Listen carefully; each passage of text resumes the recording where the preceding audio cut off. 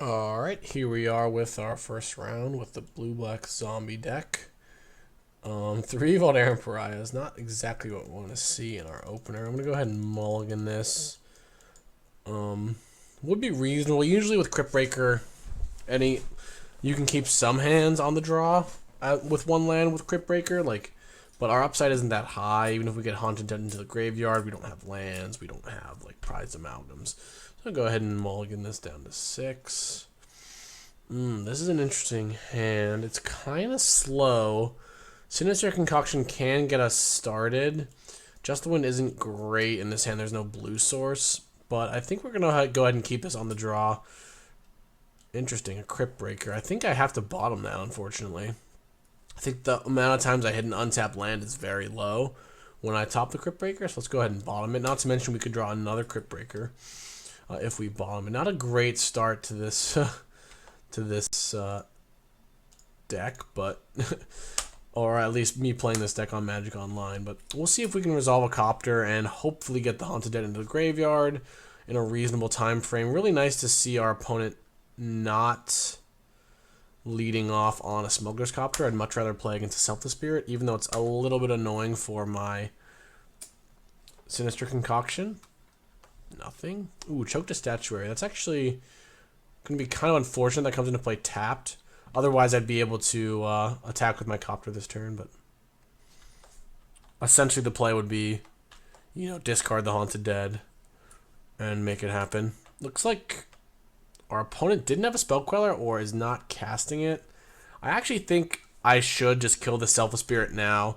The reason not to kill Selfless Spirit is if I draw Liliana, but next turn I'm probably going to be pitching Haunted Dead plus the Prized Amalgam and the Just the Wind. And the Selfless Spirit protects anything from the Concoction anyway. So let's go ahead and kill that. Let's see what we mill. Looks like we mill a Swamp. Not the greatest, but not awful either. Opponent has nothing here. I could main phase. Interesting, we draw a land. I could main phase the discard in order to attack with my Copter. But then I don't get value out of my Just the Wind, and I guess he actually doesn't even have Stasis Snare mana up right now. The 3 damage from Copter is not that great, and I'm probably not going to have that great of a spot to play the Just the Wind anyway. I guess the other alternative is I could just discard the... 3 damage is not really worth that much.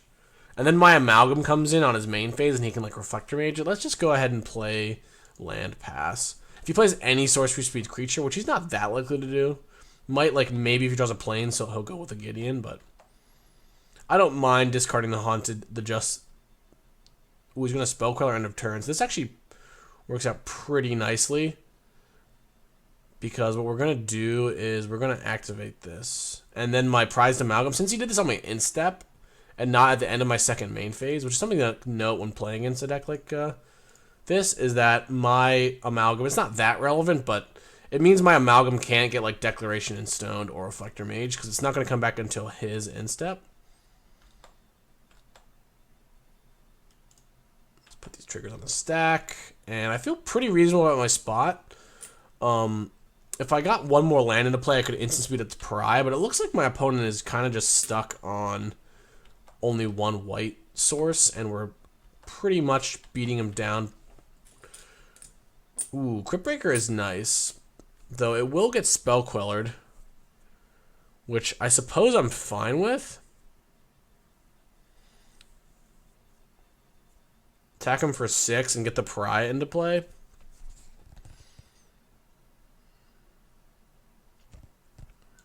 Yeah, let's go ahead and bait out the Spell Queller.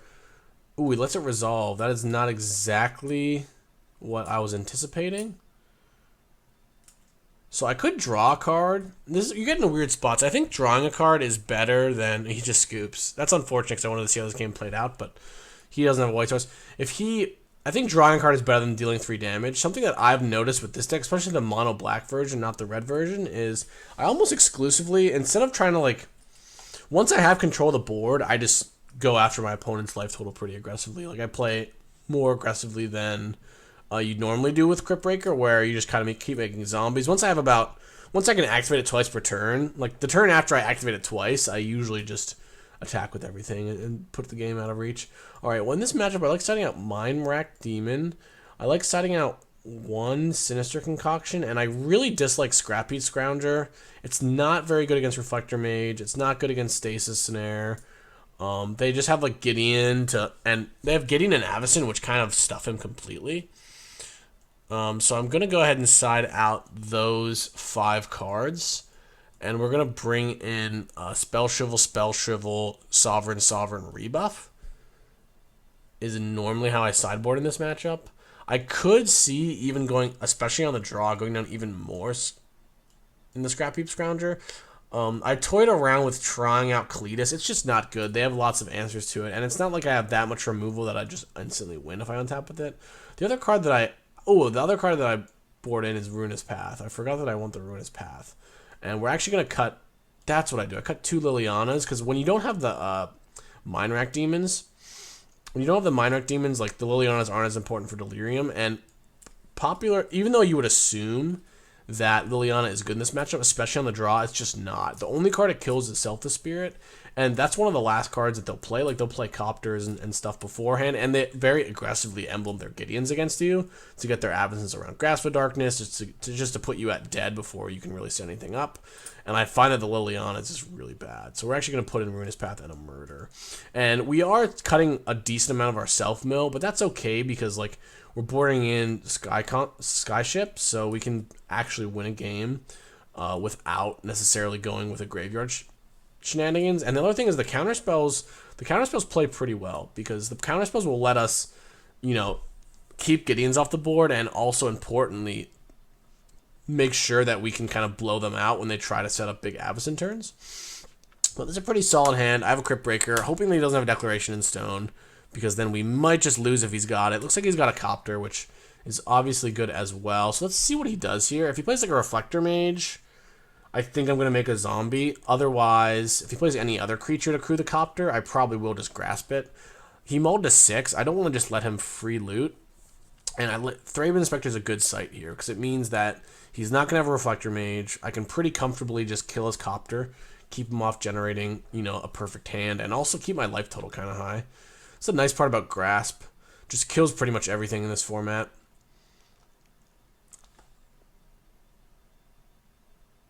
Hoping he doesn't have a Deck Stone. A Deck Stone would be a nightmare here. Okay, so he's got a bunch of lands that come into play tapped, which is fine. I'm going to go ahead and reveal a Sunken Hollow. He can't attack in a Crypt Breaker, which is kind of nice. Would really like to draw an Amalgam here. Okay, he's sacking a Clue. My opponent has not had the greatest draws in this match, which has been pretty helpful. When you're on the draw, you just really need to avoid the turn 4 Gideon.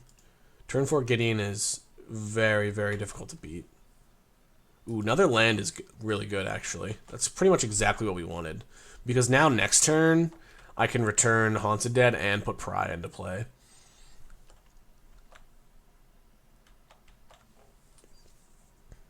Port Town, Revealing Plains. What's he got? A Flagship? Thalia's Lancers.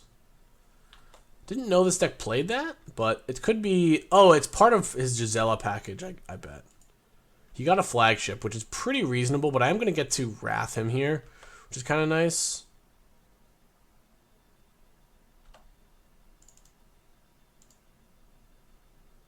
Discard Haunted Dead.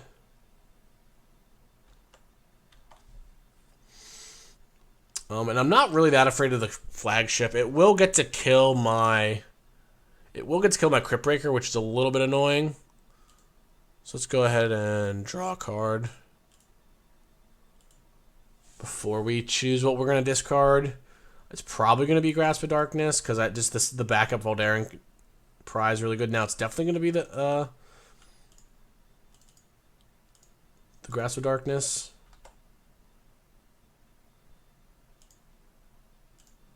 Alright, so this madness always happens first. And let's go ahead and just flip this right now. I'm going to sacrifice Haunted Dead, Spirit, and a Zombie. Not great because we're getting 2 Inspectors, but I think getting the Lancers off the board is nice. He's probably going to be forced to flagship this. And then we have this 6-power beater. If he's got something like Reflector Mage, then bouncing this is not that particularly effective. Not to mention, like, killing his board just allows us to sort of keep the flagship from being crewed, which is really nice. And we are kind of in a position to just aggro him out here. I think we're just going to pass turn. Oh, actually, maybe I should have main phased this. Some of these decks play Revolutionary Rebuff now, which is a pretty big issue. Plays a Gideon. Interesting. I think we have this covered. If he makes a knight, I can, in response, kill Selfless Spirit. Or, alternatively, if he makes this into a creature, in the beginning combat, I can just pariah him again.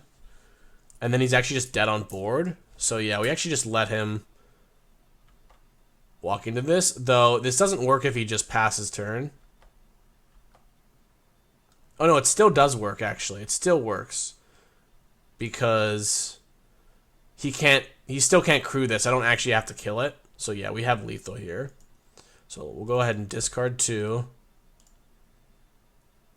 I want to make sure I do this at end of turn, because then what happens is he can't crew the flagship, can't block with it.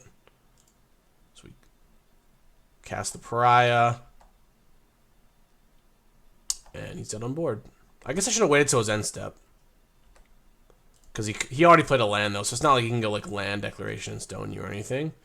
Make him sack 3 creatures, and we have 12 damage.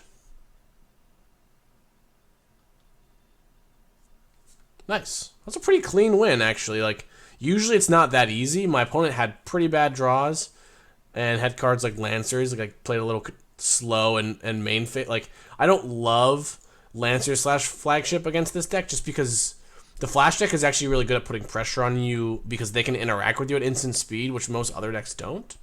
But anyway, I'll take the match win. I'll see you guys for next round.